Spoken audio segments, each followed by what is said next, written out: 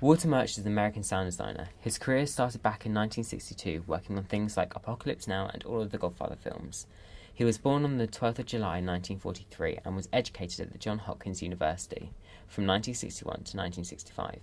He has won many awards, including the Academy Award for Best Film Editing.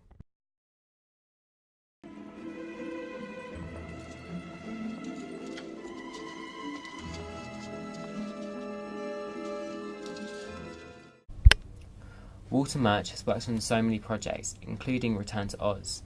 In this scene, for instance, it begins with high-tension music to build up the suspense of when they open up the cabinets. It begins with high amplitude and quietens down for the audience to listen to the sound effects. The sound effects make the audience feel like they were in the room. This shows that Walter looked into the location of the scene and noticed that the room had an echo to it when the characters spoke. This was shown to us because the footsteps echoed, and so did the opening of the cabinet sound effects. This was done by him changing the duration of the sound effects made, and also the dialogue complemented the sound effects. Otherwise, it would make one seem like it had an echo and one wouldn't, which makes the scene feel more like it's set in two locations. Ben Burtt is also an American sound designer, born on 12th of July 1948 in New York, United States. He studied at the University of Southern California, the USC School of Cinematic Arts, and two others. He has worked on various films like Star Wars, E.T., WALL-E, and Star Trek.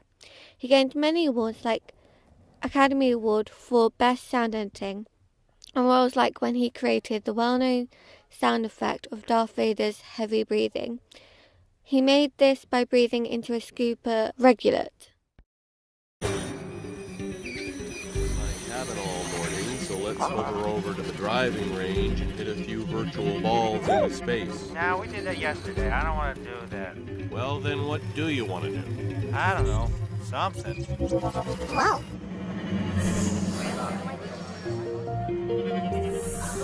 Make a play scream. No, it doesn't sound. Look, I'm tired of it. If you can't fold the straws, the episode isn't any good.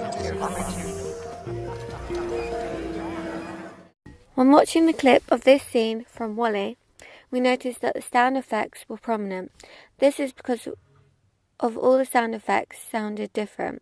This meant that Ben looked into different timbres of sounds, making the scene seem more full as the sound effects were laid up to make it seem like they were at the actual location of the scene.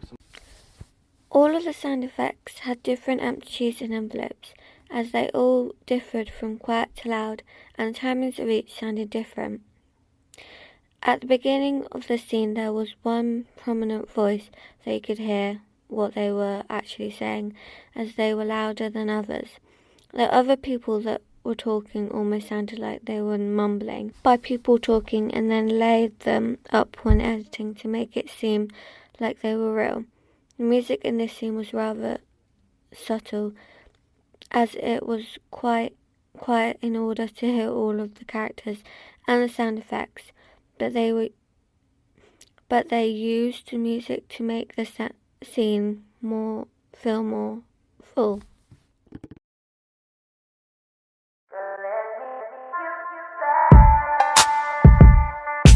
Ooh, I fall apart.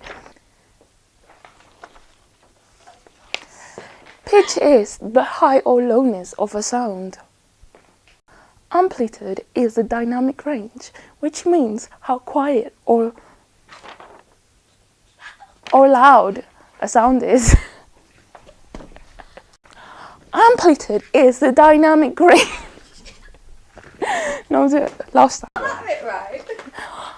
Amplitude is a dynamic range, which means how quiet or loud a sound is. Duration is how long a sound lasts. Envelope consists of two different subgenres: attack, which is the quickness, and decay, which is how long it takes to finish. Location means whether the sound is fit for the location. Goodbye, my friend, you have been the one for me.